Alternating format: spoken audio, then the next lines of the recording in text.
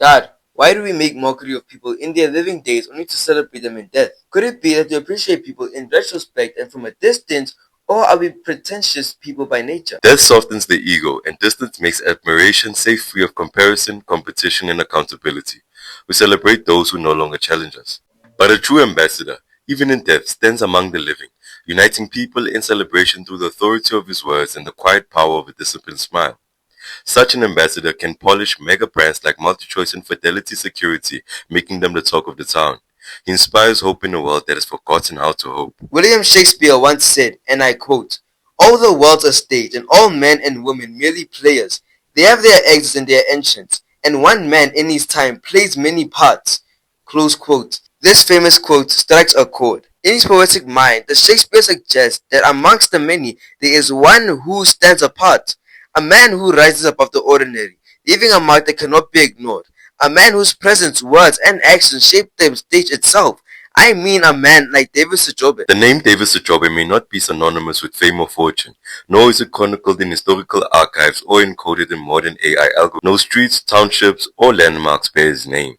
Yet, this ambassador is a giant, far greater than the Eiffel Tower, the Statue of Liberty, the Fourth Decker Monument, or any structure raised by human hands. His influence is not measured in stone or celebrity, but in the lives he touched, the hope he ignited, and the legacy he quietly commanded. The oxymoron of life is this. While David was grateful for the tiny shack in which he and his family lived, many failed to appreciate their double-story homes and comfortable lifestyles. While David cycled 80 kilometers to and from work, many complained about traffic from the comfort of air-conditioned cars. While some grow grumpy over an 8-hour shift in a modern open-plan office with fully stocked coffee stations, David worked 12-hour shifts, standing in searing heat and bitter cold, yet never lost his capacity to greet, wave, and smile. And while we complain about medical aid deduction being too expensive, David lived without such benefits, yet appeared healthier than many who have them. David's life exposes the uncomfortable truth that gratitude, not comfort, is the true measure of wealth. The moral of the story is this.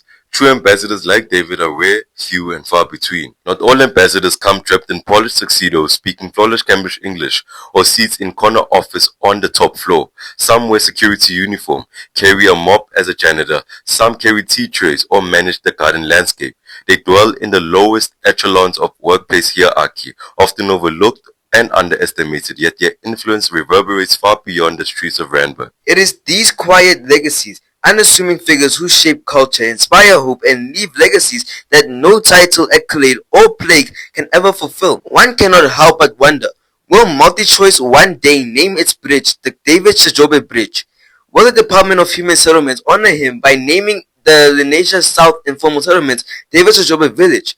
Might Fidelity Security create a bursary scheme for its employees, the David Sejobe Bursary, to carry his spirit forward? Perhaps monuments need not always be built of steel or concrete. Perhaps the greatest memorial is a life that continues to open doors for others. His epitome of greatness and unstoppable energy will haunt the corridors of MultiChoice and Republic Road for years to come, leaving a mark no walls, no protocols, and no ordinary man can erase. His energy was a force that transformed mundane drive-by into an everyday blessing.